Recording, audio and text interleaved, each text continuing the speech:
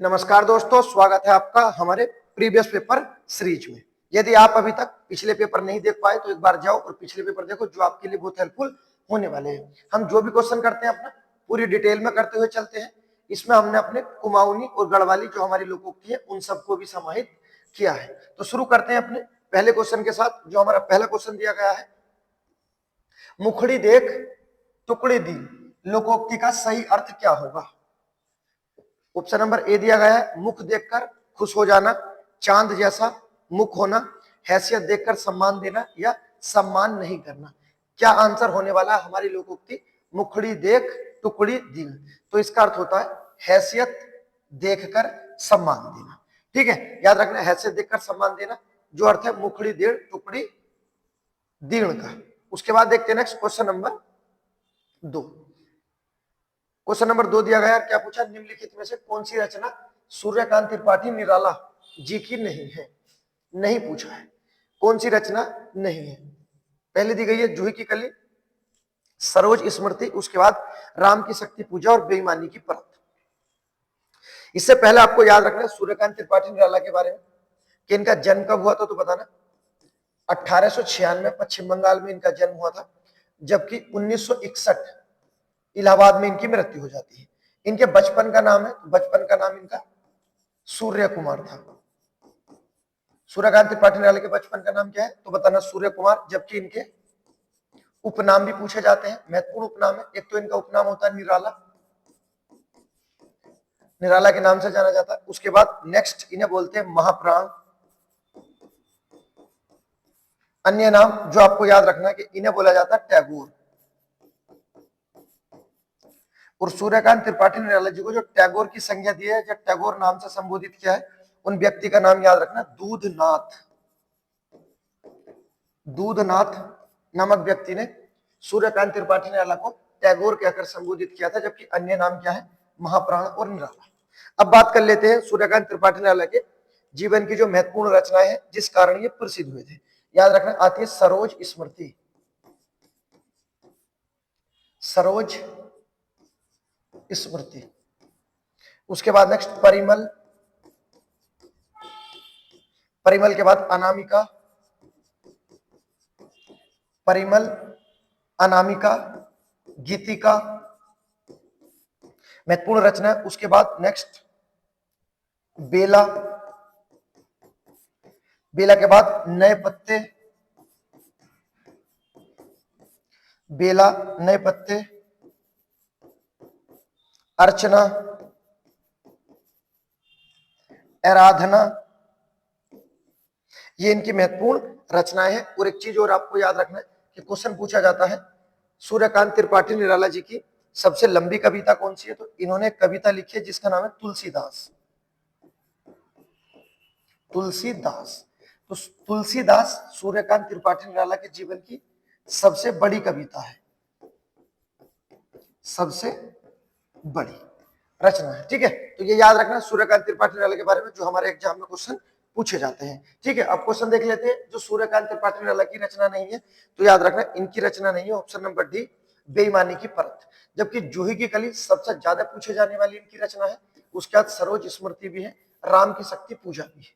ठीक है, कौन सी नहीं है? बेईमानी की परत। अब ये बेईमानी की परत किसकी रचना है, क्योंकि ये भी पहले पूछी गई है, अलग एग्जाम में पूछी गई है, तो याद रखना ये है हरिशंकर परसाई की। किसकी है? हरिशंकर परसाई जी की।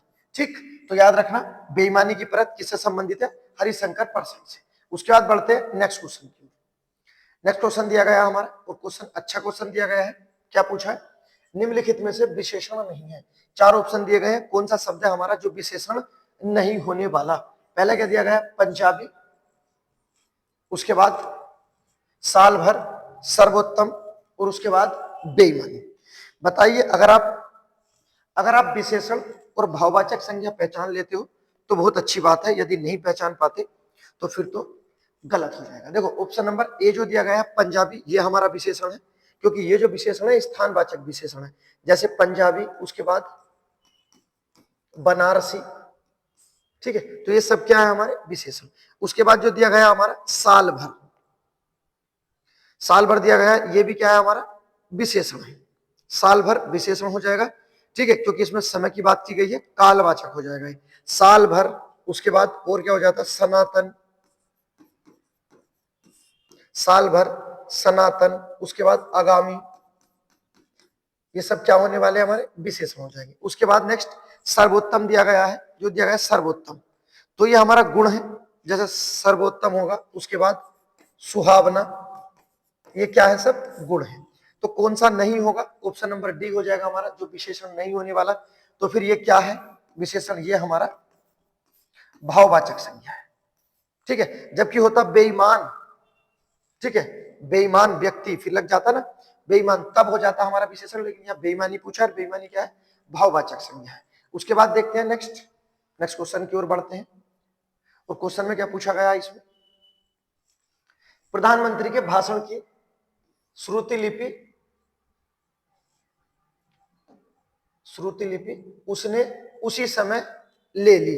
इसमें सही वर्तनी बताना है, कौन सा हमारा सही रूप होने वाला है श्रुति लिपि का। वर्तनी से क्वेश्चन पूछे गए हैं, आपको बताना है क्या आंसर हमारा होने वाला है, ए बी सी डी, कौन सा हमारा शुद्ध रूप होने वाला है। तो याद रखना, जो ऑप्शन नंबर बी है हमारा बिल्कुल एग्जैक्ट हो जाएगा। श्रुत लिपि होता है, ना कि श्रुति लिपि होता है। ऑप्शन नंबर बी हमारा आंसर हो जाएगा। नेक्स्ट देखते हैं, एक और क्वेश्चन हमारा दिया गया है, ये भी हमारा कुमाऊनी और गढ़वाली जो लोकोक्ति उन्हें समाहित किया, वहीं से क्वेश्चन पूछा गया है। क्या दिया गया है, आफी नेग आफी पेग, लोकोक्ति का अर्थ बताना है। आफी नेग आफी पेग, अब पेग से ये मत सोच लेना ये पैग है, कभी सोचो अपनी नमकीन और अपना पैग, ऐसा कुछ नहीं है, ये अलग है इसका अर्थ। बताइए क्या अर्थ होगा, आफी नेग आफी पेग, लोकोक्ति का सही अर्थ क्या होगा। पहला दिया गया कहानी सुनना, क्या ये होगा। उसके बाद किसी काम का श्रेय अपने आप को ही दे देना, और उसके बाद खुशहाली होना, किसी काम को पूर्ण करना। क्या आंसर होने वाला हमारा आफी नेग आफी पेग का, तो याद रखना ऑप्शन नंबर बी हमारा आंसर हो जाएगा, किसी काम का श्रेय अपने आप को ही दे देना। ऑप्शन नंबर बी हमारा आंसर हो जाएगा। नेक्स्ट बढ़ते हैं, क्वेश्चन पूछा गया हमारा, मुहावरा दिया गया है, बछिया का ताऊ, ताऊ है कैसे, बछिया का ताऊ का सही अर्थ क्या होगा। कामचोर व्यक्ति, साहसी व्यक्ति, अत्यधिक मूर्ख व्यक्ति, अत्यधिक रोबदार व्यक्ति, क्या होता है बछिया का ताऊ। तो याद रखना, जो बछिया का ताऊ होता है वो होता हमारा मूर्ख व्यक्ति। ऑप्शन नंबर सी हमारा आंसर हो जाएगा, मूर्ख व्यक्ति अर्थात बछिया का ताऊ।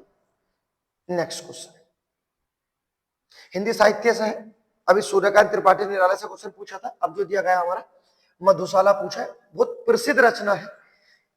ये प्रसिद्ध, इतनी प्रसिद्ध है कि इसी रचना के कारण जो हरिवंश राय बच्चन है प्रसिद्ध हुए थे। तो याद रखना मधुशाला के लेखक कौन है, तो बताना Harivansh Rai Bachchan. Option number C हमारा आंसर हो जाएगा। ठीक है, हरिवंश राय बच्चन के बारे में जो महत्वपूर्ण जानकारी जो हमारे एग्जाम में आती है, इनका जन्म कब हुआ था, तो बताना 1907 में इनका जन्म हुआ था, ठीक है, जबकि 2003 में इनकी मृत्यु हो जाती है। तो 7 से 3 तक का इनका सफर रहा। इनकी महत्वपूर्ण रचनाएं हैं जो हमारे एग्जाम में पूछी जाती है, जैसे मधुशाला, उसके बाद और आती है मधुशाला, फिर मधुबाला, दोनों मधु से हैं। उसके बाद नेक्स्ट मधु कलश, उसके बाद नेक्स्ट निशा निमंत्रण, निशा निमंत्रण, उसके बाद तेरा हार, तेरा हार बहुत महत्वपूर्ण रचना, स्टार लगा लेना, कई बार पूछी गई है तेरा हार। उसके बाद अन्य रचनाएं, तो याद रखना आकुल अंतर, आकुल अंतर। नेक्स्ट सतरंगनी, सतरंगनी।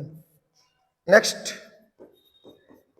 हलाहल, ये महत्वपूर्ण इनकी रचनाएं हैं, ठीक है, याद रखना हरिवंश राय बच्चन की। जबकि इससे अलग जो उपलब्धि आपको याद रखना है, जो सबसे ज्यादा क्वेश्चन पूछा गया है आज तक हरिवंश राय बच्चन के बारे में, कि इनकी महत्वपूर्ण आती है जो इनकी आत्मकथा है।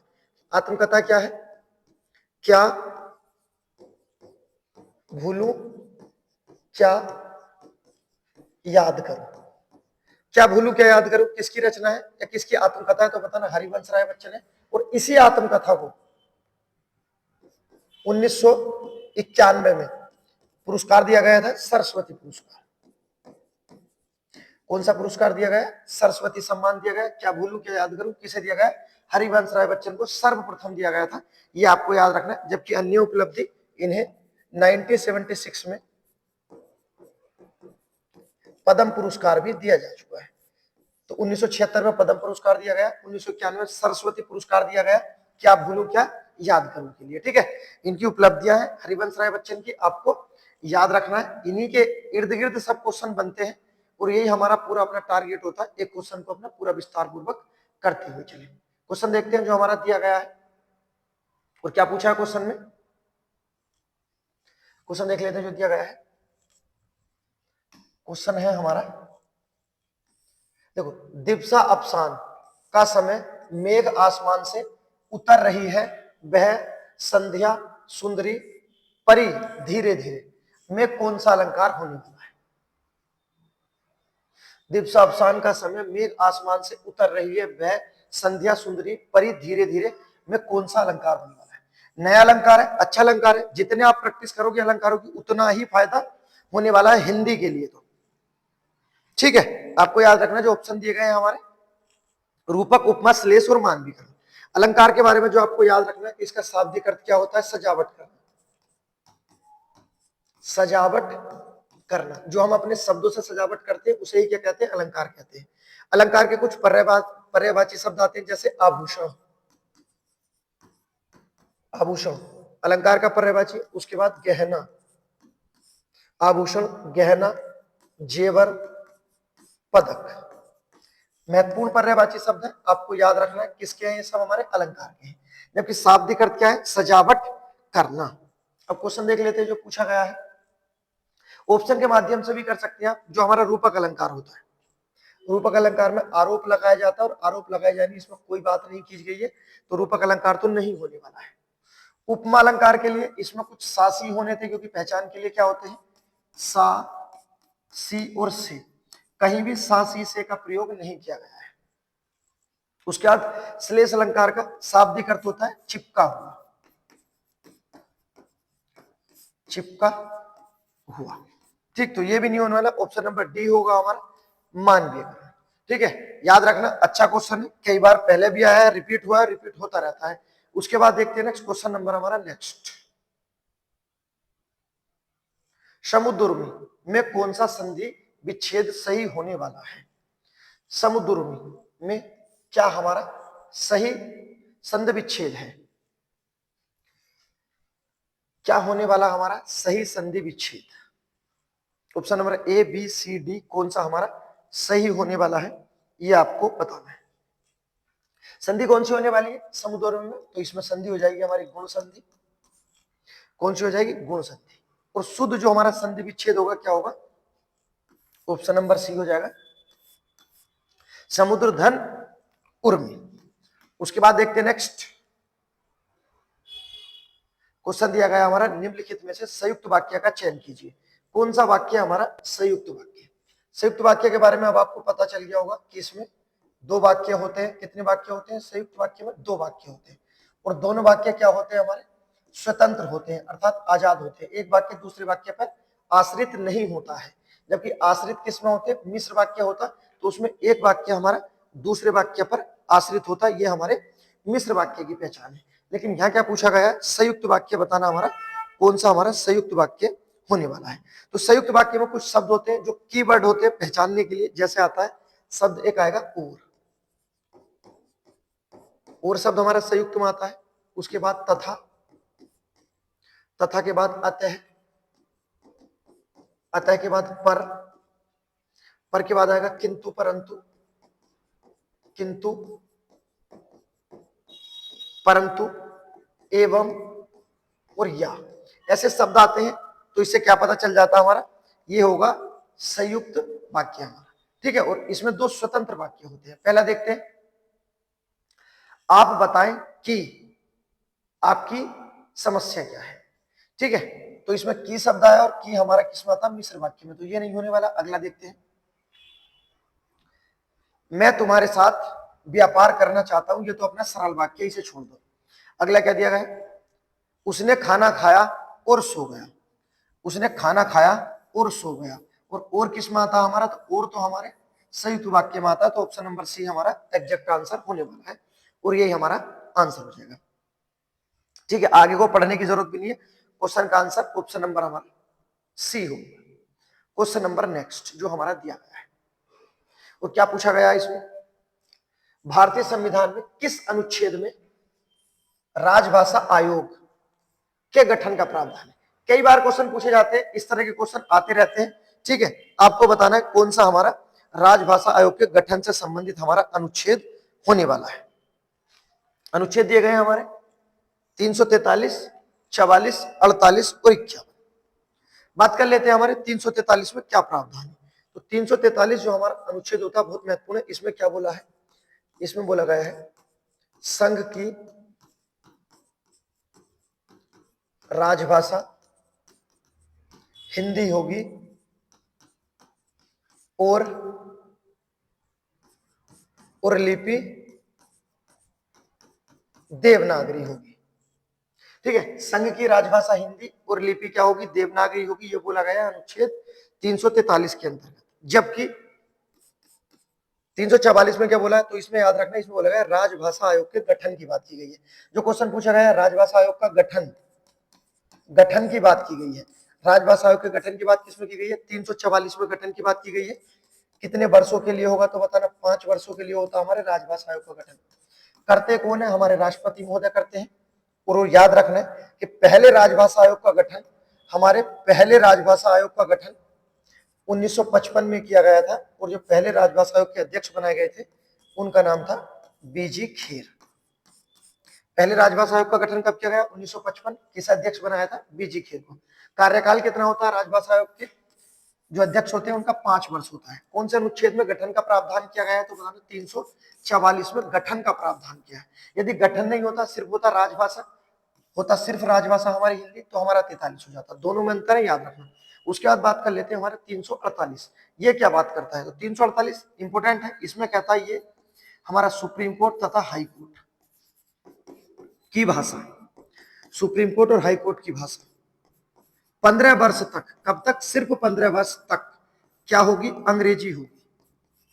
ये बोला गया था मूल संविधान में कि अनुच्छेद 348 के तहत हमारे सुप्रीम कोर्ट और हाई कोर्ट की भाषा जो होगी अंग्रेजी होगी। कितने वर्षों के लिए होगी सर, तो बताना 15 वर्षों के लिए। कहने का मतलब 15 वर्ष कब, 1950 से प्रावधान किया गया था और 1965 में हमें अपनी भाषाएं चेंज करनी थी, लेकिन हमने की नहीं। ठीक है, और अभी आपने हाल ही में सुना होगा करंट अफेयर में कि हमारा एक हाई कोर्ट है, केरल हाई कोर्ट। और केरल हाई कोर्ट ने क्या किया है, अभी अपनी भाषा बनाई है, क्या, अपने न्यायालय की मलयालम। केरल हाई कोर्ट की भाषा क्या हो गई है उसके, हाई कोर्ट की, तो बताना मलयालम हो गई है। क्योंकि ये एक रूल था कि बस 15 वर्षों तक आपका क्या होगा, हाई कोर्ट की भाषा अंग्रेजी होगी। उसके बाद अपने जो राज्य होंगे अपने क्षेत्र की भाषा रख लेंगे, और जो हमारा सुप्रीम कोर्ट होगा उसकी भाषा हिंदी होने वाली थी, लेकिन ऐसा नहीं हो पाया। और परंपरा के आधार पर अब तक क्या है, हमारे हाई कोर्ट और सुप्रीम कोर्टों की जो भाषा है क्या है, अंग्रेजी ही है। ठीक है, तो याद रखना। अब बात कर लेते हैं जो दिया गया लास्ट अनुच्छेद, इसमें क्या दिया गया, 351। इसमें क्या चीज है, तो आपको याद रखना, इसमें है हिंदी सम्मेलन। जो हमारे हिंदी सम्मेलन होते हैं किस अनुच्छेद में होते हैं, 351 के तहत होते हैं। हिंदी को प्रोत्साहन, हिंदी को प्रोत्साहन किस अनुच्छेद में दिया जाता है, जो हिंदी को बढ़ावा दिया जाता, प्रोत्साहन, अनुच्छेद 351 में। तो ये पॉइंट 351 में है, आपको याद रखना। जबकि जो क्वेश्चन था हमारा राजभाषा से पूछा गया था, राजभाषा आयोग का गठन कौन से भाग में हमारे, ये आपको कमेंट बॉक्स में बताना है, इतना आपको मैंने बता दिया। उसके बाद बढ़ते हैं आगे, क्वेश्चन आपके सामने। और क्या पूछा गया इसमें, इसमें निम्नलिखित में से एक देवता महाराज का पर्यायवाची नहीं है। कौन सा पर्यायवाची है जो हमारा देवता का नहीं होगा। जो हमारे देवता होते हैं आपको याद रखने हैं, बहुत ज्यादा क्वेश्चन पूछे जाते हैं। जितने भी देवता सब अमर होते हैं, तो अमर होता है देवता का पर्यायवाची। देवता को देव बोल देते हैं, जबकि देवता को हम सुर भी बोल देते हैं। सुर और असुर वाला तो सुर हो गए। उसके बाद ये हमारे निर्जर होते हैं। निर्जर के बाद वृंदारक, याद रखना, निर्जर वृंदारक। उसके बाद त्रिदश, ठीक है, त्रिदश, उसके बाद एक नाम आता आदित्य। और आपको ये याद रखना, आदित्य हमारे देवता का पर्यायवाची भी होता है और आदित्य हमारा सूर्य का पर्यायवाची भी होता है। तो आदित्य को स्टार लगा देना, दोनों में आता है, याद रखना। उसके बाद देखते हैं नेक्स्ट, अगला होता है देवराज। देवराज, अब देखो देवराज हमारा, इसे भी आप कर सकते हो अंडरलाइन। देवराज हमारे इंद्र का भी होता है और देवता का भी होता है। आदित्य सूर्य और देवता का है। उसके बाद नेक्स्ट जो सिर्फ देवता का होगा, आपको याद रखना है, ये आएगा आपका विबुध है। विबुध, ये देवता का होता है। और उसके बाद जो दिया गया हमारा गिरवाण, ये सब हमारे किसके हैं? देवता के पर्यायवाची है। जो ऑप्शन नंबर दिया गया है सी, ये नहीं होने वाला हमारा, तो आंसर क्या हो जाएगा? ऑप्शन नंबर सी हो जाएगा। ऑप्शन नंबर सी, ये जो दिया गया है किंकर, किसका होता है? ये नौकर का पर्यायवाची होता है। किसका पर्यायवाची है? नौकर का होता है, नौकर का पर्यायवाची। ठीक है, तो याद रखना हमारे देवता के पर्यायवाची, इतने पर्यायवाची करा दिए जाएंगे कि इन्हीं पर्यायवाची में से आना है, इसके बाहर ना पर्यायवाची, ना ब्लोम शब्द, ना तत्सम, ना तद्भव, हिंदी बाहर नहीं जाएगी। सही है, क्योंकि अपने जो भी क्वेश्चन होते हैं सब सिलेक्टेड होते हैं, बच्चों वाला तो कोई क्वेश्चन होता ही नहीं है। ठीक है, और बच्चे कर भी नहीं पाते, वो शुरू में आते हैं, देखते हैं और उन्हें लगता है कि पढ़ाने का तरीका तो अलग ही चल रहा है, क्योंकि अब तक क्या है, बस क्वेश्चन कराओ, उसका एक आंसर बताओ और आगे बढ़ जाओ। तो ये नहीं है अपना, तो ये है कि क्वेश्चन आ जाए उसका चीर हरण कर दो। अगला क्वेश्चन देखते हैं जो हमारा दिया गया है। क्वेश्चन है द्विकर्मक से पूछा है। क्या पूछा है? देखो अच्छा क्वेश्चन, द्विकर्मक वाक्य में कर्म कार्यक विभक्ति जो दी गई है को किस पद के साथ, किस पद के साथ प्रयुक्त होती है? परिभाषा पूछी गई है। ये जो चार ऑप्शन दिए गए इसमें से एक की परिभाषा है ये, कि द्विकर्मक वाक्य में कर्म कारकीय विभक्ति जो होती है हमारी को, ये विभक्ति चिन्ह होते हैं को जो कारक में आते हैं, किस पद के साथ प्रयुक्त की जाती है? पहला दिया गया है प्रधान कर्म पद के साथ, उसके बाद क्रिया पद के साथ, उसके बाद गौण कर्म पद के साथ, उसके बाद कर्ता पद के साथ। किसके साथ प्रयुक्त की जाती है जब द्विकर्मक में आता है को? तो याद रखना को का प्रयोग करते हैं जब हमारा गौण कर्म पद आता है। कौन सा? छुपा हुआ जो गौण होता है। ठीक है, तब इसका प्रयोग करते हैं हम किस विभक्ति का? तो को विभक्ति का प्रयोग उस समय किया जाता है। नेक्स्ट देखते हैं, ये भी क्वेश्चन पूछा गया है, सब क्वेश्चन हमारे रिपीट। देखते हैं क्या दिया गया है। जिनका प्रयोग निश्चित शब्द समुदाय या पूरे वाक्य का अतिरिक्त भावार्थ प्रदान करने के लिए किया जाता है, उसे क्या कहते हैं? बताइए। जब अतिरिक्त भाव आता है, एक वाक्य जो बोल दिया गया है उसके अतिरिक्त जब भाव आता है, अर्थात जब एक वाक्य को बोलते समय हम एक जोर लगाते हैं उसमें, ठीक है, जब जोर लगाया जाता है तो किसका प्रयोग करते हैं? उसे बोलते हैं हम अपना निपात। ऑप्शन नंबर डी हमारा आंसर हो जाएगा। निपात के बारे में आप समझ सकते हो आप कि निपात क्या करते हैं, तो याद रखना ये हमारे वाक्य में बल प्रदान करते हैं। क्या प्रदान करते हैं? बल। तो वाक्य में बल प्रदान कौन करते हैं? निपात प्रदान करते हैं। जो पूछा है अतिरिक्त भावार्थ प्रदान, ये एक ही बात है कि बल प्रदान करते हैं। उसके बाद निपात जो होते हैं हमारे क्या होते हैं? अभिकारी होते हैं। जितने भी निपात होते हैं हमारे अभिकारी होते हैं। उसके बाद निपात के भेद कितने होते हैं? तो निपात के 9 भेद होते हैं। हमारे निपात कितने होते हैं? 9। अब कैसे होते हैं निपात? जो दिया गया है बल प्रदान करते हैं और एक अतिरिक्त भाव प्रदान करते हैं। जैसे एक शब्द है, मैं लिख देता हूं, मैं पढ़ता हूं। मैं पढ़ता हूं एक हमने साधारण सा वाक्य बोल दिया, लेकिन घर वालों को क्या लगता है? मैं नहीं पढ़ता हूं। तो आप फिर गुस्से में बोलोगे मैं पढ़ता तो हूं। तो इस तो जो शब्द ने पूरा बल लगाया है वाक्य पे, ठीक है, तो ये क्या है हमारा? यही तो निपात है। सही है, मैं पढ़ता हूं, मैं पढ़ता तो हूं, मैं खाता तो हूं। ठीक है, कोई भी चीज होगी इसी तरह से आते हैं, आपको याद रखना है। तो वाक्य में बल प्रदान करने का कार्य कौन करते हैं, या अतिरिक्त भाव प्रदान कौन करते हैं? तो कहना अतिरिक्त भाव प्रदान करते हैं हमारे निपात। अभिकारी होते हैं, 9 भेद होते हैं। ठीक है, आगे क्वेश्चन आएंगे तभी ना और विस्तार पूर्वक करते हुए चलेंगे, याद रखना। क्वेश्चन देखते हैं अगला नेक्स्ट जो पूछा गया हमारा, और इसमें पूछा गया हमारा एक और है अलंकार से क्वेश्चन। क्या दिया गया इसमें देख लेते हैं। खिली हुई हवा आई फिर की सी, काम खत्म। खिली हुई हवा आई फिर की सी, यही एक वो होता है कि जब आप अलंकार करने लगते हो, प्रैक्टिस करने लगते हो, तो आपके क्वेश्चन पकड़ने शुरू हो जाते हैं। क्या होने वाला हमारा इसमें, क्या उत्प्रेक्षा है। अब देखो उत्प्रेक्षा में क्या होता है, मानो, मनेहु, जानो, जनेहु। मानो, मनेहु, जानो, जनेहु शब्द आते कहीं भी नहीं आया है। उपमा अलंकार की पहचान क्या होती है सर, इसमें सा आते हैं, सी आते हैं और से आते हैं। और आप देख सकते हो ऊपर सी आया है, तो आंसर तो हमारा बी होने वाला है। अनुप्रास में क्या होता है, तो अनुप्रास में हमारे, आपको याद रखनी है कि अनुप्रास में क्या होती है हमारी, वर्णों की आवृत्ति नहीं होती है, ये आपको याद रखना है। तो फिर क्या होती है इसमें, व्यंजनों की आवृत्ति होती है। किसकी आवृत्ति, व्यंजनों की आवृत्ति होती है, ठीक है। जबकि अगर वर्ण की आवृत्ति या व्यंजनों की आवृत्ति, तो बताना सर व्यंजनों की आवृत्ति होती है, क्योंकि वर्ण तो हमारे स्वर भी होते हैं, वर्ण तो स्वर भी होते हैं, जबकि अनुप्रास अलंकार में स्वरों की आवृत्ति नहीं होती, सिर्फ व्यंजनों की होती है। चीज याद रखना, आ गए तो बोल दिया। उसके बाद क्या दिया गया है, संभाव्य, ना कोई इसमें संभावना वाली बात की गई है, ठीक है। तो याद रखना कौन सा हो जाएगा, ऑप्शन नंबर बी हो जाएगा हमारा उपमा अलंकार। सही है। इस तरह से अपने क्वेश्चन आते रहते हैं उपमा अलंकार के बारे में। जो आपको याद रखना है कि क्वेश्चन पूछा जाता है उपमा अलंकार के कितने अंग होते हैं और उपमा अलंकार के कितने भेद होते हैं। तो उपमा अलंकार के बारे में आपको याद रखना है कि इसके अंग अलग है और भेद अलग है, ठीक है। अगर पूछा जाए भेद कितने होते हैं, तो बताना भेद होते हैं 3, ठीक है। कौन कौन से, तो बताना पहला भेद होता है पूर्ण उपमा, कंप्लीट। दूसरा होता है लुप्त, जो छुपा हुआ होता है। और तीसरा होता है मालो उपमा। तो ये उपमा अलंकार के भेद है, ठीक है। जबकि अगर क्वेश्चन पूछा जाए उपमा अलंकार के अंग बताओ, तो अंग होते हैं हमारे 4। पहला अंग कौन सा होता है, उपमेय। उपमेय होता है, जिसकी तुलना की जाती है उसे उपमेय कहते हैं। दूसरा होता है उपमान, उपमेय उपमान, जिससे तुलना की जाए। उसका तीसरा होता है साधारण धर्म,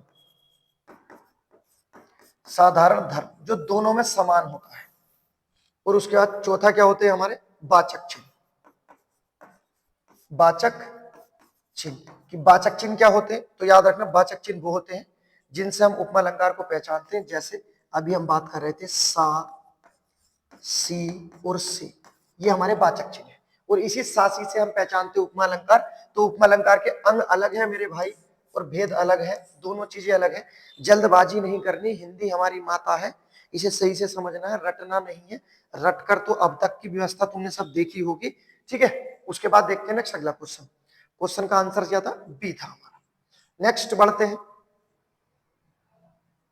दुष्चरित्र का वर्तनी बताना है। क्या हमारी वर्तनी होने वाली है, दुष्चरित्र शब्द का शुद्ध रूप बताना है। सब में दुष्चरित्र ही दिया गया है, कौन सा आंसर होने वाला है।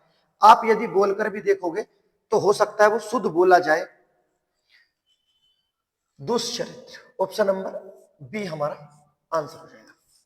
उसके बाद देखते हैं नेक्स्ट क्वेश्चन नंबर नेक्स्ट। ये क्वेश्चन पूछा गया हमारा कारक से। और क्या पूछा इसमें, वह अगले साल आएगा, इस वाक्य में कारक बताना है। अगर आप अब तक इतनी वीडियो देख चुके हो मेरी, या इतनी क्लासें ले चुके हो पूरी कंप्लीट, तो अब अलंकार हो गए या जो हमारे कारक हो गए, कुछ भी हो गए हमारे से विशेषण, आप ऑप्शनों के साथ खेल सकते हो और ऑप्शनों के आधार पर क्वेश्चनों को सोल्व करके ले जा सकते हो, ठीक है। आपके अगर समझ में नहीं आया, और देखो इसमें कहीं भी कोई भी चिन्ह नहीं दिया गया कि आप चिन्हों के आधार पर पहचान लोगे, इसमें दे दिए गए डायरेक्ट। अगर आपको पता है डायरेक्ट 4 ऑप्शन दिए गए हैं, और पहला क्या दिया गया, अपादान। अपादान में क्या होता है, इसमें तो हमारे बिछड़ने का भाव होता है, दूरी का होता है, घृणा का होता है, ठीक है। जैसे प्रेम का भाव होगा, प्रेम के बाद घृणा का भाव होगा, ना प्रेम का भाव है ना घृणा का भाव है इसमें, ना कहीं दूरी का भाव है, ठीक है। तो ऐसे ऐसे भाव हमारे अपादान में, तो अपादान में नहीं होना।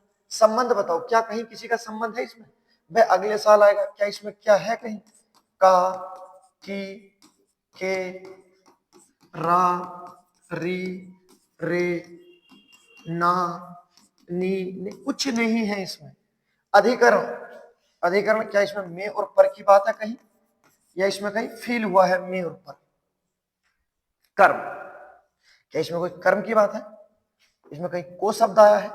आप बताओ कौन सा होने वाला है। अगर आप ऑप्शनों के आधार से भी छांटोगे तो याद रखना वह अगले साल आएगा, उसका अधिकार है अगले वर्ष पर। ठीक है, तो क्या हो जाएगा हमारा ऑप्शन नंबर सी हो जाएगा अधिकरण कारक। ठीक, ऑप्शन नंबर सी है। आप इस तरह से छांट कर भी कर सकते हो। उसके बाद देखते हैं नेक्स्ट अगला क्वेश्चन। क्वेश्चन क्या दिया गया हमारा, जब पानी बरसता है तब मेंढक बोलते हैं में जब पानी बरसता है कौन सा वाक्य है? जब पानी बरसता है तब मेंढक बोलते हैं में जब पानी बरसता में कौन सा वाक्य होगा? पानी नहीं बरसेगा तो मेंढक नहीं बोलेंगे, पानी बरसेगा तो मेंढक बोलेंगे, तो कौन सा होगा? ये जो क्वेश्चन पूछा गया हमारा उपवाक्य से क्वेश्चन पूछा गया है। उपवाक्य के बारे में जो आपको याद रखना है कि उपवाक्य के हमारे कितने भेद होते हैं। उपवाक्य के बारे में क्वेश्चन है, ये याद रखना। उपवाक्य, उपवाक्य के कितने भेद होते हैं? 3 भेद होते हैं, 3 ही दिए गए हैं। पहला क्या होता है हमारा संज्ञा उपवाक्य, और इसकी पहचान के लिए एक शब्द आता है की। हमेशा के लिए याद रख लेना, अगर की नहीं आएगा तो संज्ञा उपवाक्य नहीं होगा। जैसे इसी वाक्य में की नहीं है, वाक्य को जोड़ते समय तो संज्ञा उपवाक्य नहीं होगा। उसके बाद दूसरा होता है हमारा विशेषण उपवाक्य। कौन सा उपवाक्य? विशेषण उपवाक्य। इसकी पहचान के लिए कुछ की शब्द होते हैं, जैसे एक शब्द आएगा आपका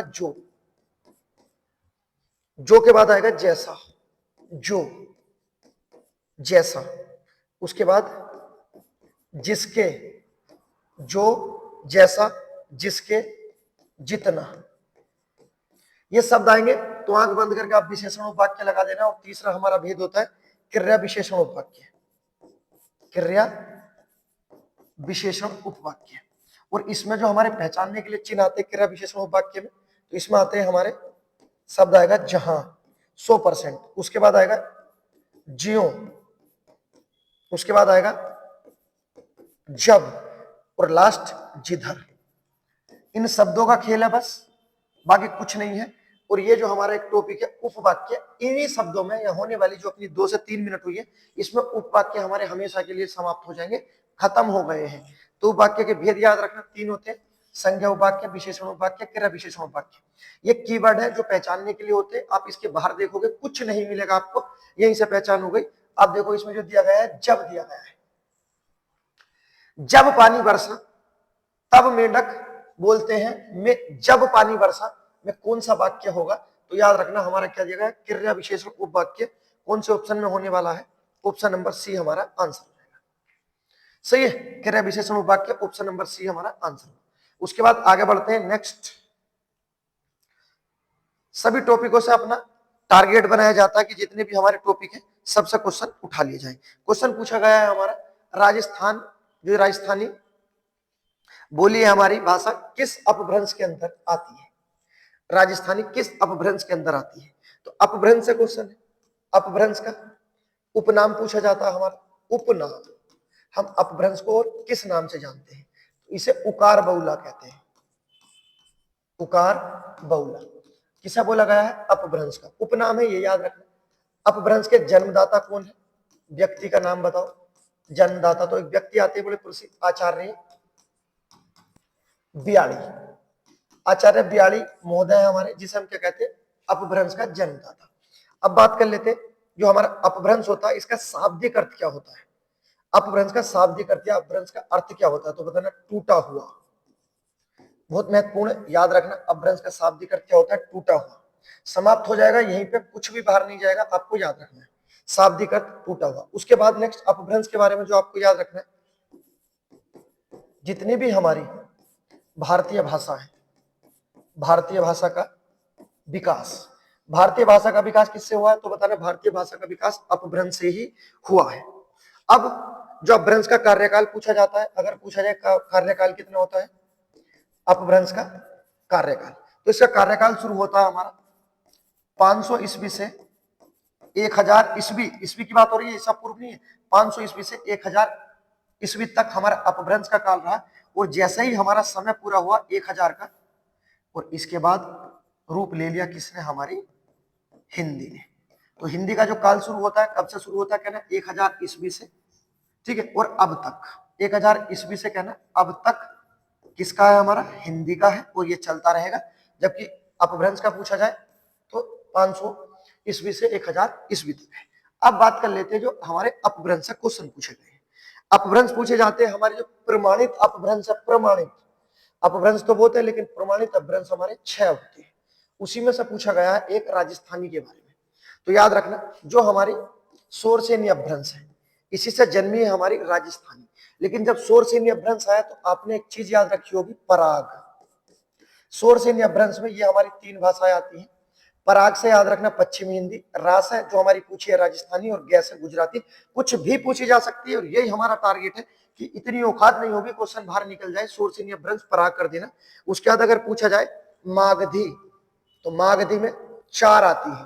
अब 4 कैसे याद रखनी है? अगर आपने जीएस पढ़ा है और आपने विस्तार पूर्वक पढ़ा होगा तो आपने बंगाल जरूर पढ़ा होगा, ठीक है, बंगाल, क्योंकि ब्रिटिश शासनकाल की शुरुआत यहीं से होती है, बंगाल से। अब बंगाल के अंदर या जो बंगाल का विस्तार था, जितना भी बंगाल था वो सब हमारा मागधी के अंतर्गत है।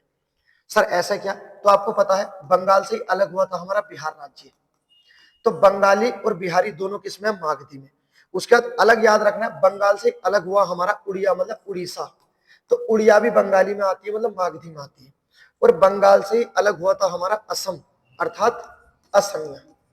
तो मेरा बताने का तात्पर्य यह है मेरे भाई कि जो बंगाल से अलग हुए हैं जितने भी हुए हैं, जैसे हमारा असम असमिया, उड़ीसा उड़िया, बिहार बिहारी, ठीक है, बिहारी कर देते इसे, और बंगाल की बंगाली। तो बिहारी बंगाली उड़िया असमिया सबका है मागधी में है। आपके मागधी आपके दिमाग में आ गई होगी, सही है। शोरसेनी में आए तो पराग बोल देना। ब्राचल आएगा, ब्राचल तो बताना इसमें आएगी हमारी सिंधी, जो हमारे संविधान में जुड़ने वाली पहली भाषा है। 21वें संविधान संशोधन द्वारा हमने जोड़ी थी, तो हमारे संविधान में जुड़ने वाली पहली भाषा कौन सी है? तो सिंधी है। 21वें संविधान संशोधन द्वारा जोड़ी थी, जो ब्राचल अपभ्रंश में आती है। और ब्राचल अपभ्रंश में और कौन सी आती है? तो बताना सिंधी और पंजाबी दोनों आती है हमारी, ठीक। उसके बाद अर्धमागधी, इसमें सिर्फ एक आती है सर, पूर्वी हिंदी।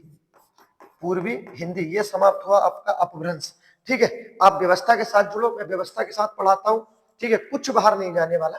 तो राजस्थानी अपभ्रंश शोरसेनी अपभ्रंश है, ठीक है। उसके बाद बढ़ते हैं आगे की ओर। खड़ी बोली क्या पूछा गया है? खड़ी बोली का प्रथम महाकाव्य बताना है। सब क्वेश्चन हमारे रिपीट है, सब क्वेश्चन। खड़ी बोली का प्रथम महाकाव्य कौन सा है हमारा? कामायनी, प्रियप्रभास, साकेत और निर्जा। एक चीज है, देखो ये जो आपको भले ही नहीं पता, कोई परेशानी वाली बात नहीं है, ठीक है। नहीं पढ़ा क्योंकि हमने प्रैक्टिस नहीं करी तो पता नहीं है, ठीक है। लेकिन हाँ, बिना प्रैक्टिस के रोना बेकार है कि हमने पढ़ा नहीं है फिर भी कह रहे हमारा हो जाएगा, तो नहीं होगा। अब देखो ये जो 4 ऑप्शन में दिए गए हैं, क्या लिखा है? कामावनी, ये कामायनी होगा, इसे कामायनी कर लेते हैं, कामायनी। वैसे भी आंसर तो ये नहीं होने वाला, कोई परेशानी नहीं अगर गलत भी लिखा है तो भी, लेकिन ये कामवानी कुछ नहीं होता, कामायनी है, ये शुद्ध है। उसके बाद प्रियप्रभास, उसके बाद साकेत और उसके बाद निर्जा। ये जो है जैसे कामायनी, प्रियप्रभास, साकेत और निर्जा, ये रचनाएं बहुत इंपॉर्टेंट है अगर आपको पता होगा तो, ठीक है, आपने जरूर देखी होगी। तो कामायनी जो हमारी रचना है ये किसकी है? हमारे बड़े प्रसिद्ध व्यक्ति हैं जयशंकर प्रसाद जी की। जय शंकर प्रसाद जी की हमारी रचना है कामायनी, प्रसिद्ध। उसके बाद साकेत कई बार पूछी गई है, ये हमारे मैथिली शरण जी की है, मैथिली शरण गुप्त जी की है। तो साकेत किसकी है? बताना, मैथिली शरण गुप्त जी की है। ये निर्जा, तो ये तो हमारी महादेवी वर्मा जी की है, महादेवी वर्मा जी की है। तो अब निर्जा वर्मा जी की होगी, साकेत मैथिली शरण गुप्त की होगी, कामायनी जयशंकर प्रसाद की हो गई। तो अब क्या है आपको याद रखना, जो हमारा पूछा जाए खड़ी बोली का प्रथम महाकाव्य कौन सा था, तो बताना प्रियप्रभास। अगर कहे सर इसके राइटर कौन है, किसके द्वारा लिखा गया, तो बताना अयोध्या सिंह हरिओध। क्या नाम है? अयोध्या सिंह हरिओध द्वारा ये लिखा गया है, ठीक। ये चारों रचनाएं बहुत इंपॉर्टेंट है, कामायनी, प्रियप्रभास, साकेत और निर्जा, और चारों के राइटर हमने लिख लिए हैं, ठीक है। आपको याद रखना खड़ी बोली का प्रथम महाकाव्य प्रियप्रभास, ऐसे ही याद कर लेना, याद हो जाएगा। नेक्स्ट आगे की तरफ बढ़ते हैं। क्वेश्चन क्या दिया गया है? राजा, राजा सेवक को कंबल देता है, वाक्य में रेखांकित पद में कौन सा कारक है? कारक पूछा है, कोई चीज जब सदा के लिए दे दी जाए, कोई चीज जब सदा के लिए दे दी जाए और वापस मिलने की आशा समाप्त हो जाए, जब कोई चीज सदा के लिए दे दी जाए और वापस मिलने की आशा समाप्त हो जाए, तो हमारा कौन सा कारक होता है? तो वहां पर होता है हमारा संप्रदान कारक। कौन सा कारक? संप्रदान कारक। जैसे आप किसी को नमस्ते करोगे, ठीक है, सर जी नमस्ते, तो नमस्ते तो दे दी, अब वापस तो नहीं मिलने वाली, तो सर जी नमस्ते में भी कौन सा होगा? संप्रदान कारक। आपने किसी को आशीर्वाद दे दिया, जो अपने छोटे बच्चों को दे देते हैं, ठीक है, चिरंजीवी रहो बेटा, आशीर्वाद तो दे दिया हमेशा के लिए, वो भी किसमें आएगा? संप्रदान के लिए, ठीक है, संप्रदान कारक में आएगा। कोई चीज आप मंदिर में गए, आपने देवी देवताओं को चढ़ा दी, और जब वो देवी देवताओं को चढ़ा दी तो वो देवी देवताओं की हो गई, हमेशा के लिए दे दी, तो बताना संप्रदान कारक, ठीक है। इसी तरह से कोई गिफ्ट है, आपने किसी को उपहार दिया, सोहन ने मोहन को उपहार दिया, कौन सा कारक होगा? बताना संप्रदान कारक। राजा ने सेवकों को कंबल बांटे, अब कंबल बांट दिया, अब राजा वापस तो नहीं लेगा, जब वापस नहीं लेगा तो हमेशा के लिए सदा के लिए दे दिया, तो सदा के लिए कोई चीज दे दी जाए, संप्रदान कारक है, ठीक है। आंख बंद करके, कारक चिन्ह नहीं पहचानने, आपको वाक्य को फील करना है बस, ठीक। उसके बाद हमारी सेवा समाप्त हो गई। ये तो क्वेश्चन वैसा आपके लिए था, पर ये मैंने कर दिया, कोई बात नहीं, मैंने कर दिया, ठीक है। अगर आपको वीडियो पसंद आई तो लाइक करें, सब्सक्राइब करें, उसके बाद मिलते हैं एक और जोरदार वीडियो में, तब तक के लिए गुड बाय।